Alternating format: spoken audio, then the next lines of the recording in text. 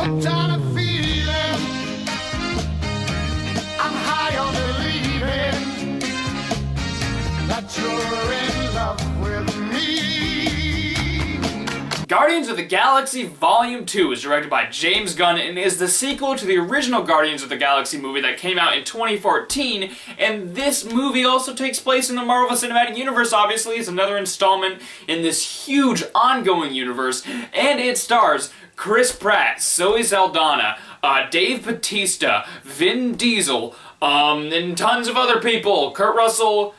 Everyone is in this movie. And I don't want to explain too much about the plot of this movie because the trailers were very vague. They were very vague, and it was something I really appreciated about the trailers for this movie. I was like, oh my gosh, Marvel's actually being vague and not showing us too much of the movie. They basically just showed a bunch of Guardians telling jokes and doing fun stuff. They didn't say really anything about the story until the movie actually came out. So in a non-spoiler fashion, I'm going to explain the story to you in a very vague manner. Basically, this is another movie that takes place after the first Guardians, and they're all a team where they do a bunch of missions together, and they do all kinds of crazy Guardian stuff, and they're still the Guardians of the Galaxy. But then they run into Star-Lord's father, played by Kurt Russell, and they discover a lot of more things about their past, and it discovers more about the characters. This movie is basically a character study, more so than the first movie. So guys, I was pumped out of my mind to see Guardians of the Galaxy Volume 2. If you don't remember, the first review I ever did on this channel was for the first Guardians movie. Don't watch it because it's terrible. I did it back in 2014 and it was really bad.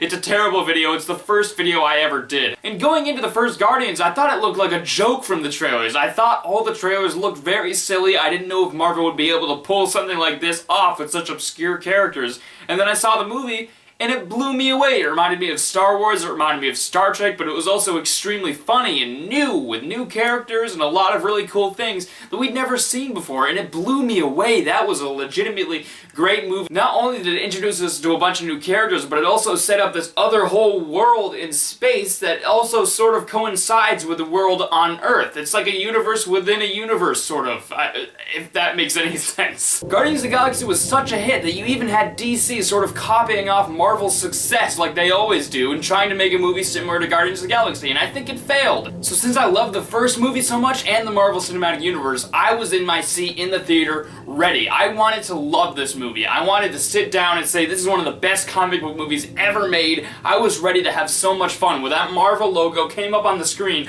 I was pumped out of my mind to see another Star Wars, Star Trek, goofy type movie. And I gotta say, I had a lot of fun with Guardians of the Galaxy Volume 2, despite some flaws. But before I get into those flaws, I gotta mention the things I liked first. This movie, once again, is so much fun. That's the main vibe of Guardians of the Galaxy. It isn't trying to be realistic, it isn't trying to be dark, it's trying to be a fun, silly movie with some serious emotional aspects hidden in there, but it's mainly really fun. And Guardians of the Galaxy Volume 2 nails that. It nails the fun, funny aspect in this movie. There's so many jokes in every single scene of this movie that some people have even been complaining about how there's too many jokes. I personally really like the jokes for the most part. I thought most of it was really funny. There was many times where I was literally laughing so hard. This is also the funniest movie I've seen all year so far. This movie had me gut-busting several times in the theater. I was laughing so hard, especially at Baby Groot, who was hilarious and adorable, and I was getting tired of seeing Baby Groot all over the place after the first Guardians movie came out, because he blew up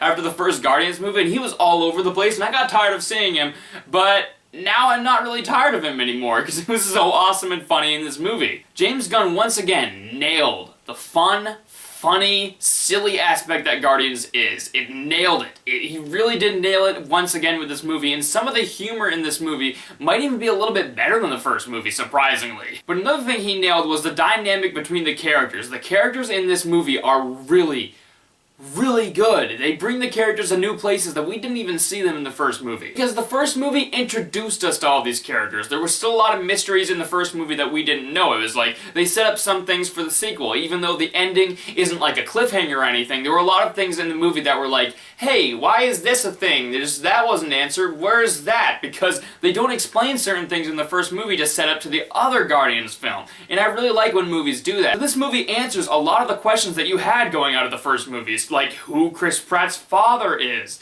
and why Nebula is so mean. I'm glad this movie wasn't trying to be super similar to the first movie, because one of the things I was worried about was that I thought it would just be a retread of the first movie because the first movie was so successful and it was such an unexpected hit. But this movie really is a more contained movie where they really do flesh out the characters. That's the main point of this movie. It really is fleshing out the characters, answering more of the questions that you didn't know from the first movie, because in the first movie, now that you set up these characters, you can take them to new heights in the second film, and they absolutely did that. There are a lot of emotion that is warranted in this movie. The character development is easily my favorite part of Guardians of the Galaxy. Obviously, it is called Guardians of the Galaxy, but I feel like this movie is really mainly Chris Pratt's movie. Chris Pratt, once again, nails it as Star-Lord, and his character goes in some very interesting directions. This is almost a little bit of an origin story for Star-Lord, this movie. It actually kind of is an origin story where he meets his father, he has a whole connection with him, and they explain things about Chris Pratt's past that we didn't know before, and it really did delve into the past of his character tons, and it made him really interesting. Rocket Raccoon also has really good development in this movie. He has a lot of really cool, interesting things about his character, and Gamora has a lot of really interesting things that we didn't know before about her character. All the characters in this movie go to extremely new heights that we hadn't seen before, especially Yondu. Yondu is in this movie a lot more than he was in the first one, and he's very different in this movie. He's sort of on the Guardians' side a little bit more than he was in the first movie, because in the first movie he was just an a-hole that just kind of messed with the Guardians all the time, and in this movie he's more of a nicer dude. And Yondu is easily one of my favorite parts of Guardians 2. Yondu was awesome in this movie. And also Nebula, who was kind of that part that a lot of people didn't really like about the first movie. They thought she was a lame character. I was always kind of interested in where her character would go, and in this movie she's fleshed out so much more. She's so much more interesting in this movie because they finally answered questions about her character that we didn't know before. Like, why is she so mean and Gamora is so nice and level-headed?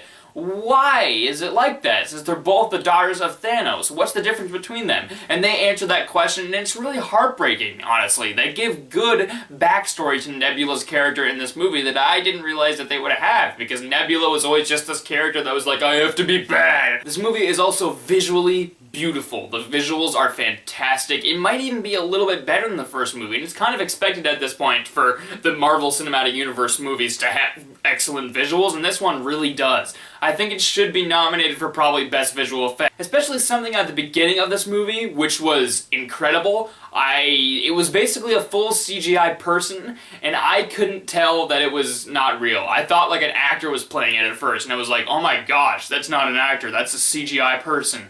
How is that a CGI person? That looks so real. But now it's time to segue into my cons, because like I said, this movie is not as good as the first movie. There are some problems that this movie has, and the first movie I think is a better movie. This movie is still really good, and I like the direction they took a lot of the characters in this movie, and a lot of the humor that they even might have upgraded from the first movie. My main problem with this movie is Kurt Russell as Star-Lord's dad. This character I thought was the most disappointing thing about the movie. I thought there'd be like emotional punch between these characters in this movie, and I thought they'd have a really good relationship in this film, and it was kind of not as good as I was hoping it would be. Basically, throughout this movie, most of what Kurt Russell does is talk about stuff he's done in his past. He's integral to the story, and he's basically kind of just walking around rooms and he's like, I did this and that, and I did all these things. He's basically an exposition scene until like the halfway point of the movie, where he does a certain decision that I didn't buy at all. I didn't understand why he wanted to do the thing he wanted to do, and it's very integral to the story. It was just like he does this turn to his character that I'm obviously not going to spoil,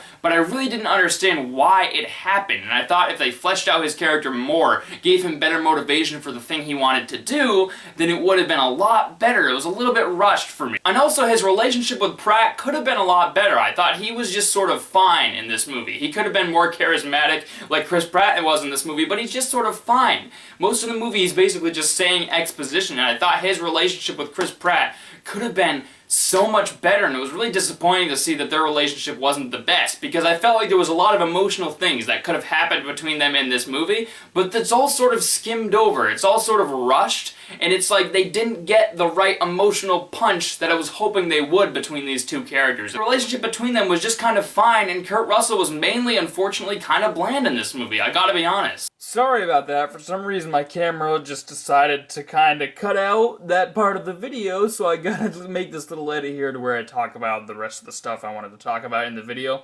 So basically, my other cons with the movie was that there was these gold people that chased them through the beginning, like, first half of the movie, and they came in later through the movie. They basically appear throughout the movie, and they're like a big integral part to the story, but they felt really disposable and forgettable. Literally every scene involving them just felt like I wanted it to just go back to the Guardians. They felt really bland and boring, and they were just there to be antagonists because the movie needs some sort of antagonist there and some sort of threat, but they felt way too weak and disposable, and I didn't even feel like I wanted them in this movie. They were just kind of there. And finally, my last problem with the movie is that the ending was really good for a lot of the time. There was a lot of times where it was like really good and I was getting really emotional during the ending. I'm obviously not going to spoil what happens, but there was something that was happening that was really emotional in the ending. But unfortunately, it was kind of ruined by characters sort of narrating what you're supposed to feel instead of just having it be silence on this scene. It was really getting into the emotion, and then when he started narrating what we were supposed to feel in this scene, it kind of just ruined the moment, and it's like silence is sometimes better than saying what you're supposed to feel in a scene. That's like a thing with filmmaking and showing emotion in a movie. And that was basically just an example of the tone not being perfect, because it's kind of just like they tried to do jokes during this serious moment and it ruined it a little bit, to be completely honest. And the tone isn't always perfectly kept like it was in the first movie. But I still gotta reiterate, I still had so much fun with Guardians of the Galaxy Volume 2. The characters are still great. They're still really good, and a lot of the humor is still really good, and they have a good balance between emotion and silly stuff. They really do nail that aspect of the movie. There is some things in this movie that might even be a little bit better than the first movie. Like the humor, mainly from Drax in this movie, is hilarious. I'm gonna give Guardians of the Galaxy Volume 2 a B+. Definitely not as good as the first movie. There are some disappointing aspects in this movie, but still, I had a lot of fun with it, and I think you should check it out. Alright guys, if you liked this video, be sure to like it, be sure to subscribe, be sure to follow me on Twitter and Instagram, and I will see you next time. Bye-bye.